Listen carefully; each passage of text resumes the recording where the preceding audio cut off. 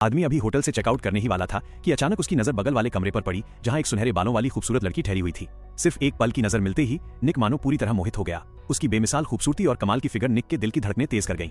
कल उसे क्लाइंट के साथ पहाड़ों में शिकार पर जाना था, पर इस हसीना को देखकर उसने एक रात और रुकने का फैसला कर लिया। क्या पता कोई रोमांचक मौका हाथ लग जाए। लड़की की खूबसूरती का असर इतना गहरा था कि निक बेचैन सा हो उठा। खुद को शांत करने के लिए वो बार में जाकर बैठ गया, लेकिन जैसे ही वो काउंटर पर पहुंचा उसकी धड़कनें फिर से रुक गईं। वही सुनहरी बालों वाली लड़की यहाँ बार की वेट्रेस निकली। उसका नाजुक चेहरा और आकर्षक फिगर निक को लगातार उसकी तरफ खींच रहा था। उसने जल्दी से मालिक से उसके बारे में पूछताछ की।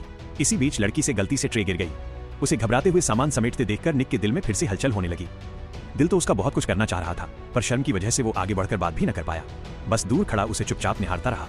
रात को होटल लौटकर वो अपनी बंदूक की सफाई कर रहा था, तभी बाहर से उसी सुनहरी बालों वाली लड़की की चीख सुनाई दी। हीरो बनकर बचाने का मौका निक बिल्कुल नहीं छोड़ सकता था। उसने कमर पर पिस्तौल लगाई और बाहर भागा।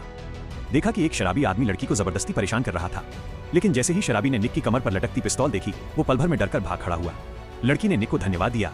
निक ने सोचा था कि यही मौका है थोड़ा करीब आने का, पर फिर याद आया कि कल उसे शिकार पर जाना है और वो काम को लेकर बेहद सख्त था।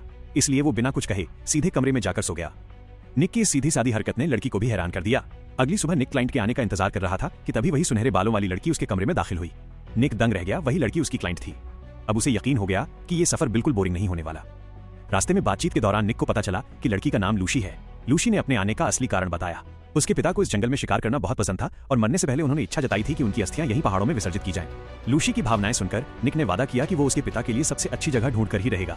शाम हो चुकी थी, इसलिए दोनों ने यहीं कैंप लगाकर रुकने का फैसला किया। रात को तालाब के पास बैठे हुए बातें करने लगे। निक को यह जानकर आश्चर्य हुआ कि लूसी के शौक उससे बिल्कुल मिलते जुलते थे। उसे लगा मानो कहीं ऊपर वाले ने दोनों की मुलाकात तय कर रखी हो।